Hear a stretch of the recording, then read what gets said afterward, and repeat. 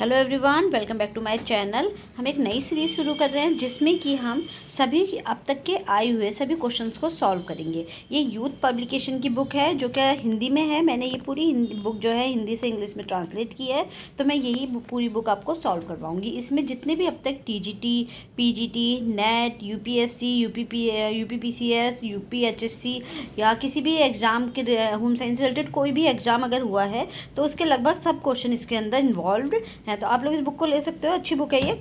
हम इसमें लास्ट से शुरू कर रहे हैं क्योंकि मैं शुरू से करते करते बोर हो गई हूँ, तो मैंने ये उल्टी सॉल्व करनी शुरू की है बुक ये, ठीक है। तो हम लास्ट से शुरू कर रहे हैं, तो इसमें कुछ ऐसा है नहीं, तो चैप्टर वाइज डिवाइड है ये बुक, तो आप उसको चैप्टर वाइज सॉल्व कर सकते हो, ठीक है। तो अब हम स्टार्ट करेंगे नई इस बुक को सॉल्व करना। तो ये बुक वैसे बहुत अच्छी बुक है, तो आप लोग चाहें तो इसको ले सकते हैं। इसमें आप साथ साथ अपना इसको सॉल्व भी कर सकते हैं। तो जो पहला क्वेश्चन है हमारा, दिए हुए अंक वितरण के समस्त अंकों को जोड़ के उनकी संख्या में भाग देने से जो मान प्राप्त होता है उसे क्या बोलते हैं? उसे मीन बोलते हैं, ठीक है। मैंने अपने शॉर्ट क्वेश्चंस भी करा रखे हैं इसके। तो आपने क्या है, इसको अगर हम सभी नंबर्स को साथ में जोड़ेंगे और जितने वो नंबर है उनकी संख्या से उसको डिवाइड करेंगे, यानी कि एवरेज निकालेंगे, तो उससे क्या निकल के आएगा?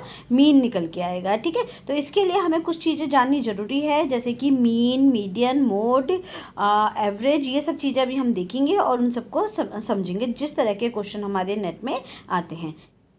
ओके, तो सबसे पहले हमें देखना है मीन, फिर मीडियन, उसके बाद हमें देखना है बहुलक यानी कि मोड। बहुलक है आपका, बहुलक के जो फॉर्मूला है उसको हम देखेंगे। परिसर यानी कि रेंज, वेरिएंस, स्टैंडर्ड डेविएशन और कोएफिशिएंट ऑफ वेरिएंस, ठीक है, ये हमें देखना है।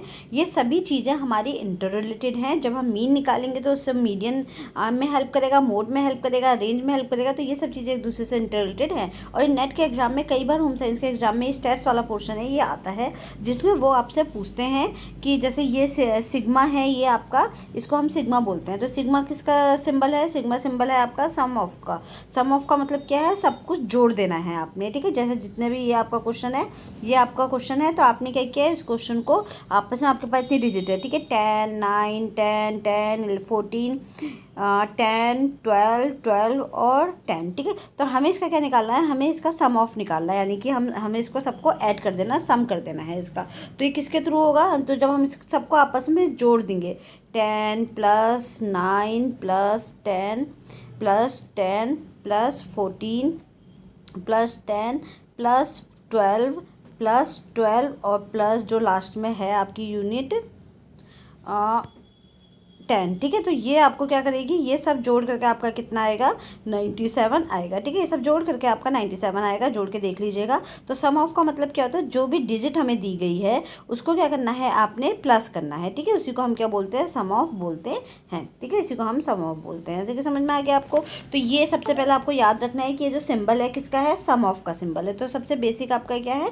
सम ऑफ है। तो मीन से पहले आपको क्या देखना होगा कि सम ऑफ क्या होता है, मीन। इसके बाद हम आएंगे मीन पे। तो मीन क्या है? मीन एक तरीके का एवरेज है, ठीक है। क्या है ये? एवरेज है। तो एवरेज में क्या है, हम एवरेज में क्या निकालते हैं? हमने सब जगह यही वाली डिजिट लेके चल रहे हैं। तो ये आपका मीन जो है, इसमें हम एवरेज निकालते हैं, तो ये सेम डिजिट है, इसका भी हमने सम ऑफ निकाला था। तो ये आपके पास, मान लीजिए क्वेश्चन में ये आया है, ये आपको इतनी तरह की डिजिट दी गई हैं और उनसे पूछा गया है कि आपको मीन निकाल के देना है। तो आप क्या करोगे? मीन को हम किससे दिखाते हैं? एक्स बार से दिखाते हैं, ठीक है। किससे दिखाते हैं? एक्स, और एक्स के ऊपर जो है ये छोटा सा डैश होता है, तो इसको बोलते हैं एक्स बार, ठीक है। तो मीन का फॉर्मूला क्या होता है? सिग्मा एक्स अपॉन एन, ठीक है। यानी कि सिग्मा एक्स का मतलब क्या है? जितनी भी ये डिजिट हैं, ठीक है, इनको प्लस करना, जो हमारे यहाँ आया था, ठीक है। तो सिग्मा एक्स कितना हो गया?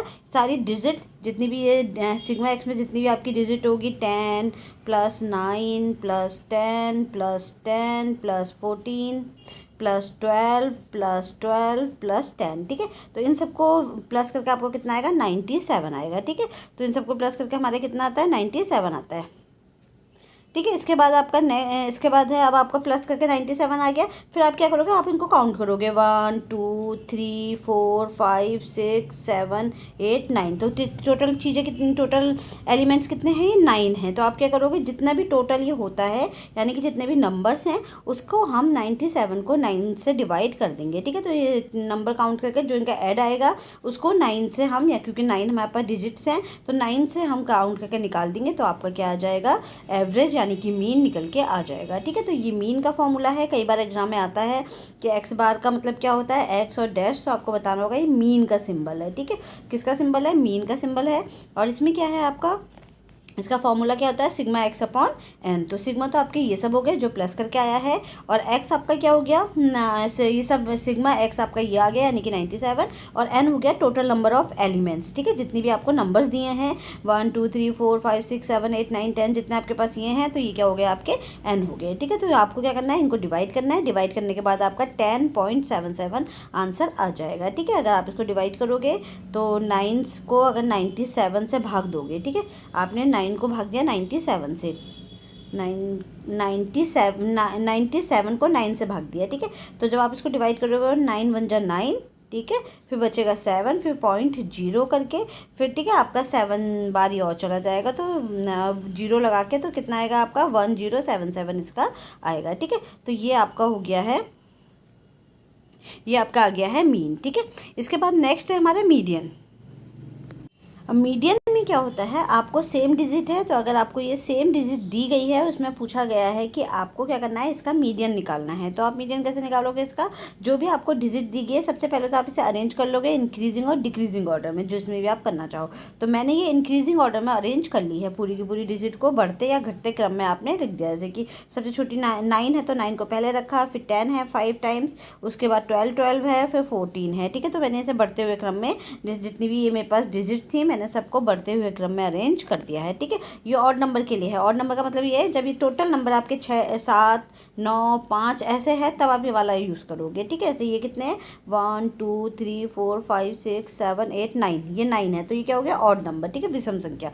तो ये वाला विषम संख्या के लिए हम इसको ऐसा करते हैं, अगर आपके पास जो सीरीज़ है वो विषम संख्या में है, तो आप क्या करोगे, उसको सबसे पहले तो अरेंज कर दोगे कैसे, इंक्रीजिंग या फिर डिक्रीजिंग ऑर्डर में। ठीक है, उसके बाद आप देखोगे कि कितने आपके यहाँ दोनों साइड एक्स्ट्रा हैं। ठीक है, मतलब कि मान लो आपके पास टोटल कितनी है 9 है। ठीक है, 9 है, तो आपको क्या करना है 1 2 3 4, ठीक है, 4 इधर के निकाल दो, और 1 2 3 4 इधर के निकाल दो, तो बीच में क्या बचा 10, तो ये 10 क्या आ गया, इसका मीडियन आ गया। ठीक है, समझ में आया, मतलब कि दो अगर आप देखोगे तो इधर का एक हटा, इधर का एक हटा। ठीक है, इधर का एक हटेगा, एक इधर का हटेगा, फिर इधर का हटेगा, इधर का हटेगा, मतलब एक एक के साथ आप एक एक जोड़े के साथ हटाते जाओगे तो आपको इससे बीच की डिजिट मिल जाएगी ऑड नंबर में। ठीक है, तो इसमें यही होता है, आपको इधर के हटा देने हैं, इतने हटा देना, और जो बीच बीच में बचेगा वो आपका 10 हो जाएगा। ठीक है, समझ में आया, यानी कि आप काउंट करोगे ना, कि जैसे आप मान लो आपके पास 1 2 3 है। ठीक है, 1 2 3 4 5 है आपके पास, ये इस सीरीज़ का आपको क्या निकालना है, मीडियन निकालना है। ठीक है, मीडियन निकालने के लिए आप क्या करोगे,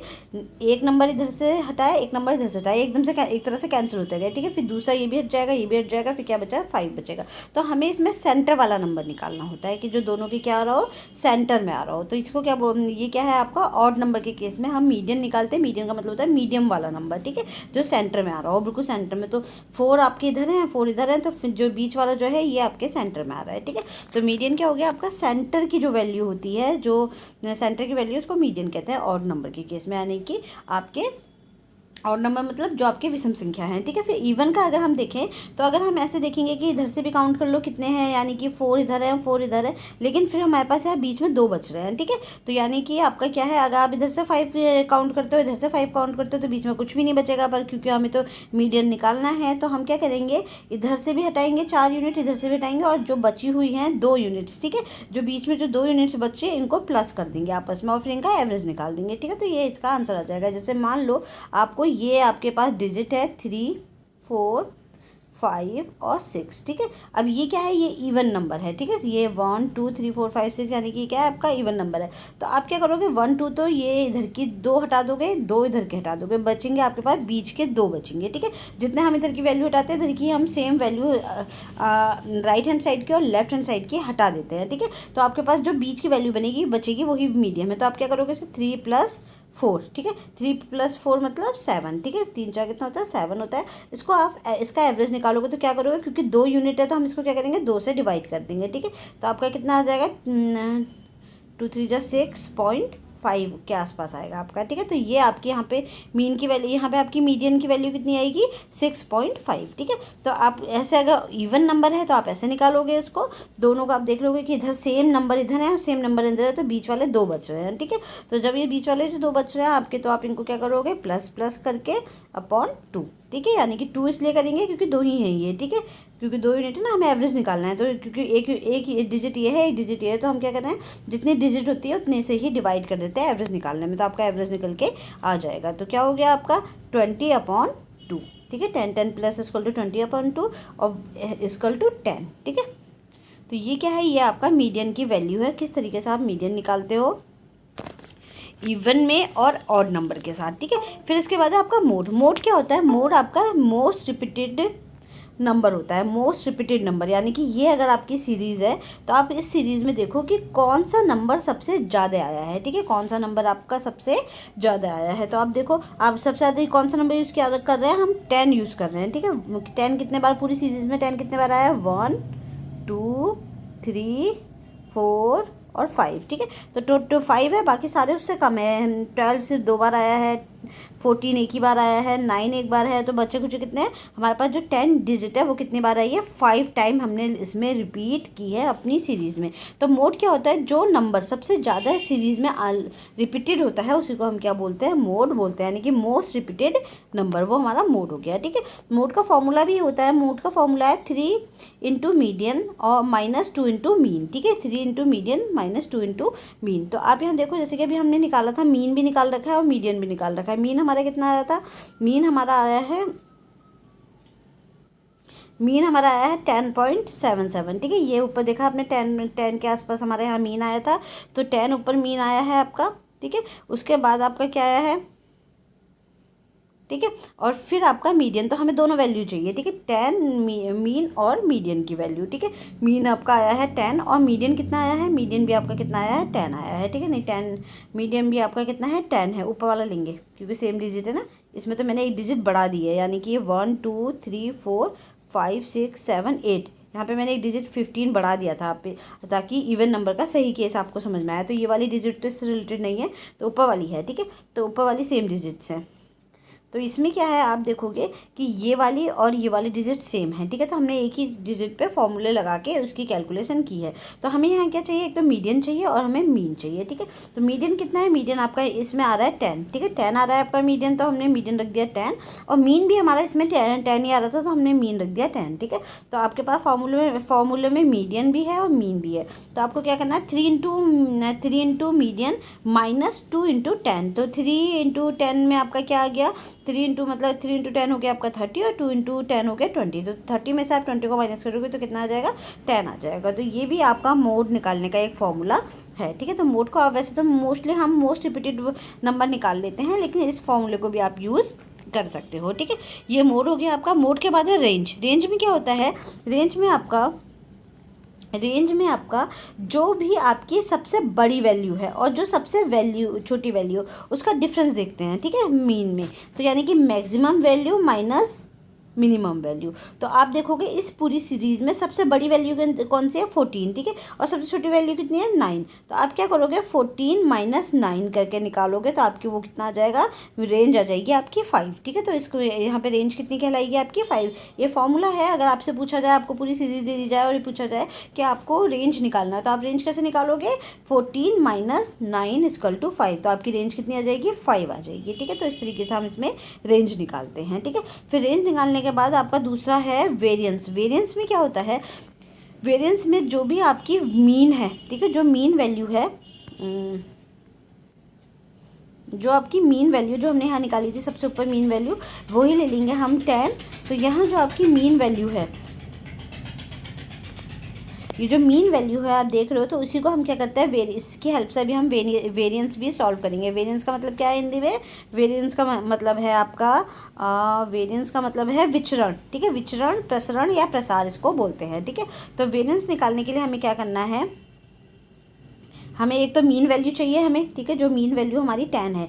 सबसे पहले हम क्या करेंगे, फर्स्ट कैलकुलेट मीन वैल्यू। तो सबसे पहले ये जो आपको सीरीज़ दी गई है इसकी आप क्या निकालोगे, मीन वैल्यू जो है इसकी कैलकुलेट करोगे, ठीक है। तो इसमें डैश गलती से आ गया, इसको हटा देना, ये ऊपर से कॉपी पेस्ट किया था तो शायद इसलिए आ गया डैश। इसमें डैश का कोई मतलब नहीं है, जो नीचे डैश लिखे हैं, ठीक है।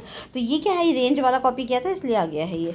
तो ये क्या है, आपने सबसे पहले इसमें मीन निकाला, मीन वैल्यू ली। मीन वैल्यू के बाद क्या देखोगे, आपकी जो मीन वैल्यू है उसकी हर डिजिट से डिफरेंस, और उसको क्या कर दोगे, स्क्वायर कर दोगे, ठीक है। हर डिजिट के साथ डिफरेंस निकाल के आप क्या कर दोगे, स्क्वायर कर दोगे। जैसे कि अगर आपके पास मीन वैल्यू 10 है और आपको पहली वैल्यू 10 का निकालना है, ये वाली वैल्यू का, तो आप क्या करोगे, 10 माइनस 10, फिर आपका कितना आएगा, 0 आएगा। 0 आएगा, 0 का स्क्वायर किया तो आपका कितना आएगा, 0 ही आएगा, ठीक है। तो ये आपका स्क्वायर मतलब वर्क करना, ठीक है। तो जब आप स्क्वायर का मतलब होता है, अगर 1 स्क्वायर है तो 1 इंटू 1, ठीक है। तो ये कितना हो जाएगा आपका, 1 ही हो जाएगा। जैसे 2 का स्क्वायर है तो उसकी वैल्यू कितनी होगी, 2 इंटू,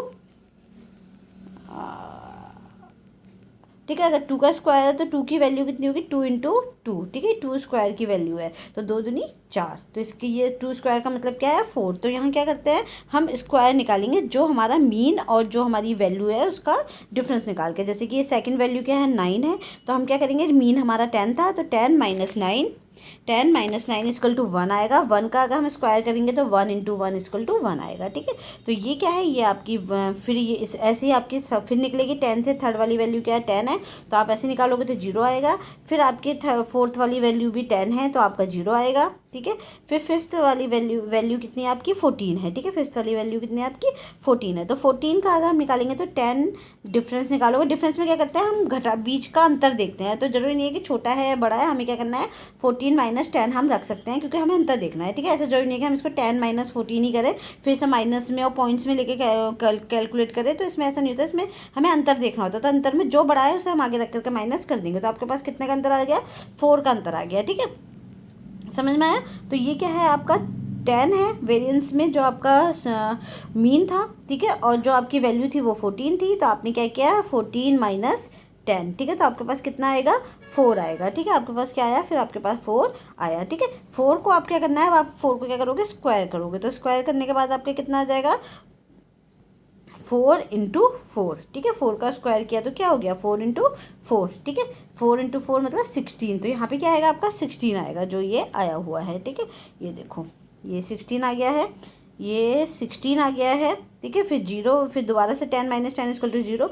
फिर अगर 10 और 12 का अगर डिफरेंस निकालेंगे तो बीच में कितने का डिफरेंस है, 2 का डिफरेंस है, ठीक है। तो 2 का अंतर निकालेंगे हम बीच में, 12 और 10 के बीच में कितना है, 2 का अंतर है। फिर 2 को क्या करोगे, स्क्वायर करोगे तो 2 इंटू 2 इक्वल टू 4, ठीक है। तो ये 4 वैल्यू आ गई, 0 आ गई। ये पूरे इसको हमने इस तरीके से सॉल्व कर दिया। फिर जितनी भी ये वैल्यू आई हैं, ठीक है, फिर जितनी भी ये वैल्यू आई हुई, देखो अब जितनी भी आपको वैल्यू दिखाई दे रही है इनको आप क्या करोगे, प्लस कर दोगे, ठीक है। प्लस कर दोगे जैसा मीन निकाल लेते हैं, ठीक है। सबको प्लस किया। प्लस करने के बाद जो टोटल नंबर ऑफ वैल्यू है, क्योंकि 9 यूनिट्स थी हमारे पास, ये 1 2 3 4, तो गिनोगे तो 9 है। तो हम क्या करेंगे, 9 से उसको डिवाइड कर देंगे तो हमारा क्या आंसर आएगा, 2.7 आंसर आएगा, ठीक है। तो जब हम 25 को 9 से डिवाइड करते हैं तो हमारा आंसर कितना आ जाएगा, 27 आ जाएगा, ठीक है।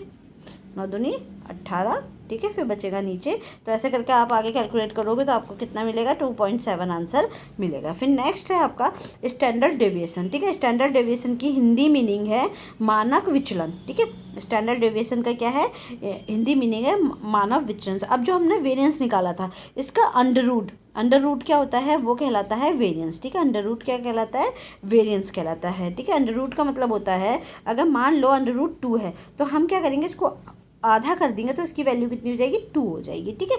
समझ में आया। तो अंडर रूट का मतलब होता है किसी वैल्यू को मोटा मोटा मैं आपको बता रही हूँ, वैसे तो कैलकुलेशन काफ़ी बड़ी होती है इसकी, पर किसी भी वैल्यू की हाफ वैल्यू, वो हम जब अंडर रूट को खोलेंगे, जो हमारा अंडर रूट है जब हम इसे खोलेंगे, इसको जब हम खोलेंगे तो मान लो ये अंडर रूट 4 है, तो जब हम इसे खोलेंगे तो ये 2 हो जाएगा, आधी हो जाएगी इसकी वैल्यू, ठीक है। अंडर रूट ऐसे खुलता है तो ये क्या है, इसको हम बोलते हैं अंडर रूट, ठीक है। ये मैथ्स वालों ने पढ़ा होगा।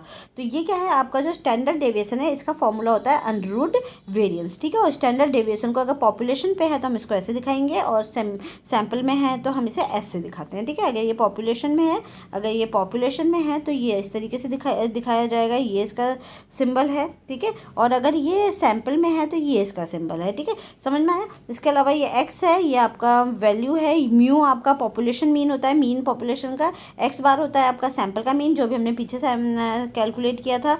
ठीक है, तो ये क्या है, ये आपका वेरिएंस है। समझ में आ गया ना इतना। तो वेरिएंस में आपको अगर अंडर रूट है तो आपकी जो वेरिएंस की वैल्यू कितनी थी, वेरिएंस की वैल्यू भी हमने कैलकुलेट की, कितनी आई थी वेरिएंस की वैल्यू, वेरिएंस की वैल्यू आई थी 2.7। ठीक है, ये आई है ना ऊपर जो अभी कैलकुलेट की है, 2.7 क्या है आपकी वेरिएंस की वैल्यू आई है।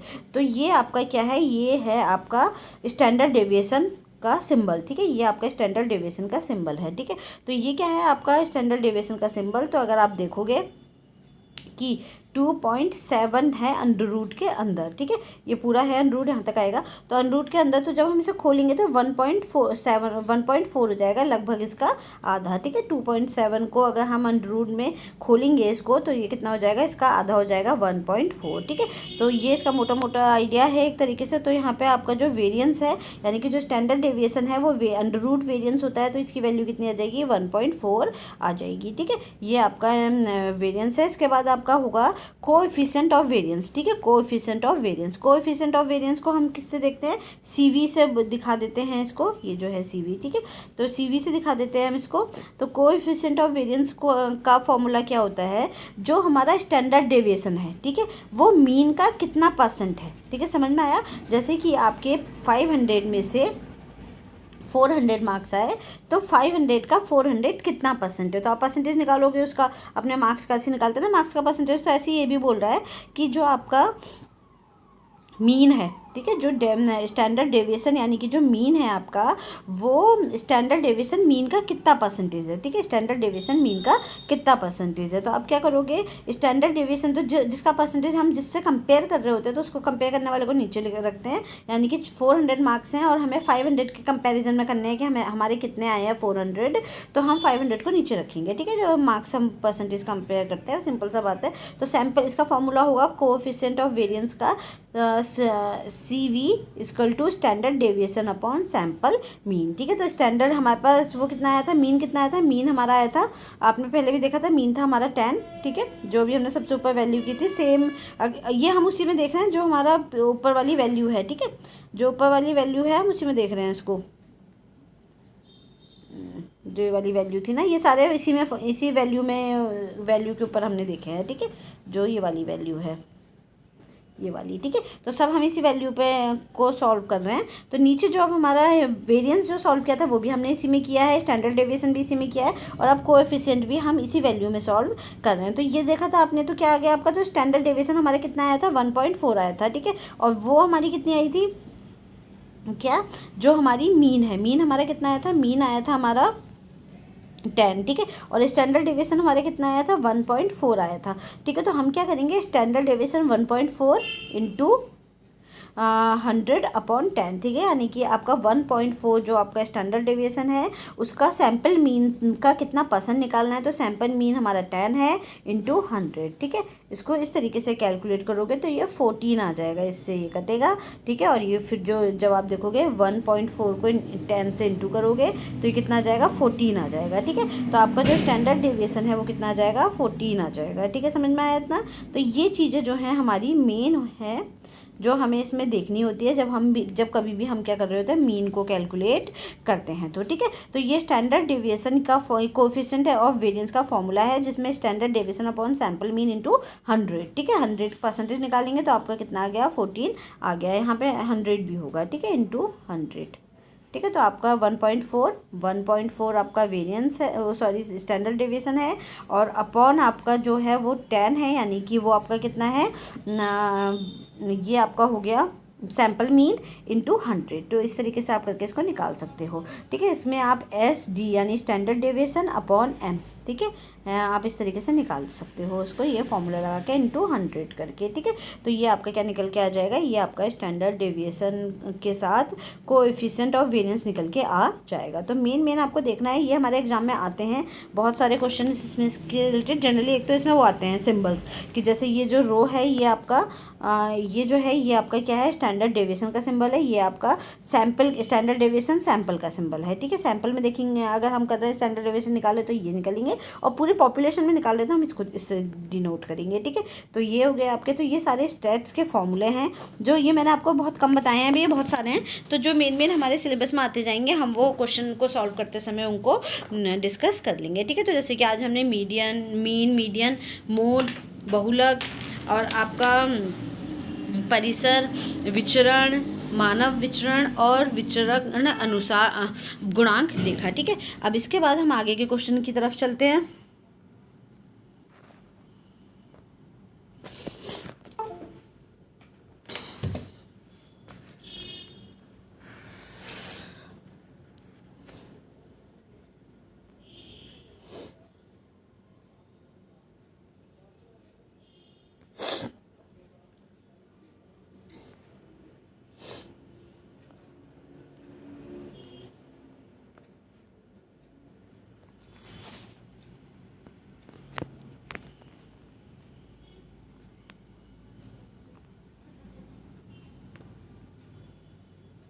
ओके तो आपका नेक्स्ट जो स्टार्ट है क्वेश्चन, जो दूसरा क्वेश्चन है वो है प्लाट के कुल क्षेत्र को सभी तलों से आच्छादित क्षेत्र के योग से भाग देने पे प्राप्त भागफल को 100 से गुणा करना कहलाता है। तो ये क्या कह रहा है, ये कह रहा है मान लो आपके पास 100 गज का क्या है प्लॉट है, ठीक है। 100 गज का आपके पास 200 गज का पूरा एरिया है, ठीक है, जिसमें से 100 गज का क्या है आपका प्लॉट है, ठीक है। यानी कि आपकी बिल्डिंग का एरिया कितना है, पूरा 200 गज का है, ठीक है। और उसमें से आपका प्लॉट कितने का है, 100 गज का, ठीक है। तो आप क्या करोगे, इसको बोलते हैं फ्लोर एरिया रेशियो, ठीक है। क्या बोलेंगे, फ्लोर एरिया रेशियो। ये इंटीरियर का क्वेश्चन है, एरिया रेशियो। तो आपने इसमें क्या करना है, फ्लोर को जो टोटल नंबर ऑफ बिल्डिंग है यानी कि जो आपका 200 एरिया है, 200 वाला है, उसको आप क्या करोगे, प्लॉट साइज से डिवाइड कर दोगे, ठीक है। तो ये इसमें FRA में क्या होता है आपका, FAR में क्या होता है आपका फ्लोर एरिया रेशियो, हम इसके अंदर निकालते हैं। तो इसका आंसर क्या है, फ्लोर एरिया रेशियो, ठीक है, फ्लोर एरिया रेशियो, ठीक है। तो आपके पास अगर मान लो टोटल एरिया कितना है उसका बिल्डिंग का 200 है और आपके अपने प्लॉट साइज का क्या है 100 है, ठीक है। तो इसको जब डिवाइड करोगे तो ये कितना आ जाएगा 2, ठीक है। तो आपका क्या आंसर आएगा, फ्लोर एरिया रेशियो कितना है आपका 2, ठीक है। तो ये आपका फ्लोर एरिया रेशियो कहलाता है, ठीक है। तो ये हो गया आपका। इसके बाद नेक्स्ट क्वेश्चन है निम्नलिखित आंकड़ों का बहुलक है, ठीक है। ये आपका इंटीरियर का क्वेश्चन है, ये सेकंड वाला है, ठीक है। इंटीरियर डिजाइनिंग में पूछा जाता है कि अगर आपका जो एरिया है वो कितना है और प्लॉट के हिसाब से, तब आपको ये पूछा जाता है। प्लॉट मतलब जो आपका घर का एरिया होता है, जो आपके खुद के घर का एरिया है, ठीक है। अब थर्ड क्वेश्चन है निम्नलिखित आंकड़ों का बहुलक है। अभी हमने डिस्कस किया था बहुलक क्या होते हैं, बहुलक है मोड, ठीक है। जो मोस्ट रिपीटेड यूनिट है उसको क्या बोलते हैं, मोड बोलते हैं। तो आप इसमें देखोगे तो इसमें बार बार कौन सा यूनिट रिपीट हो रहा है, 8 बहुत बार रिपीट हुआ है, ठीक है। इतना कोई और रिपीट नहीं हुआ है। तो सबसे मोस्ट रिपीटेड यूनिट क्या हो गई हमारी, 8 हो गई, ठीक है। तो इसका आंसर क्या आ गया, बहुलक में 8, जो भी जब सबसे ज़्यादा रिपीट होता है उसे 8 बोलते हैं, ठीक है। इसके बाद फिफ्थ क्वेश्चन है, फोर्थ वाला क्वेश्चन मुझे मिला नहीं तो मैंने ये छोड़ दिया है, क्योंकि मैंने ये गूगल भी किया था पर मुझे ये ठीक से मिला नहीं, तो मैंने ये छोड़ दिया है। इसके बाद 1 दर्जन केले का मूल्य है आपका 10.8, ठीक है। 10.8 केले का मूल्य, ये आपका TGT 2006 में होम साइंस के पेपर में आया हुआ है। सभी क्वेश्चन होम साइंस के हैं कहीं ना कहीं, ठीक है। अगर आप देखो जो पहले वाला क्वेश्चन हमने किया था वो UP TGT 2021 में होम साइंस में आया था ये पेपर, ठीक है, जो पेपर का क्वेश्चन है। और ये जो दूसरा क्वेश्चन है ये होम साइंस के UGC नेट एग्ज़ाम 2019 का आया हुआ है, ठीक है। और अब जो ये वाला क्वेश्चन है ये असिस्टेंट प्रोफेसर प्रवक्ता एग्जाम 2014 का आया हुआ है होम साइंस में। ये सब होम साइंस के क्वेश्चन हैं, ठीक है। अब जो नेक्स्ट है ये वाला आया है TGT होम साइंस में 2006 में, ठीक है। तो इसमें आप देखोगे कि 10 अगर आपके 1 दर्जन केले का मूल्य जो है वो 10.8 है, यानी कि 10 रुपये में 10 रुपये 80 पैसे में हमें क्या मिल रहे हैं, 12 केले मिल रहे हैं। तो आप 12 से इसको डिवाइड कर दोगे, क्योंकि आपको 1 केले के पैसे निकालने हैं, ठीक है। 1 केले के पैसे निकालने हैं, ठीक है। 1 केले के पैसे कैसे निकालोगे आप, मान लो आपके पास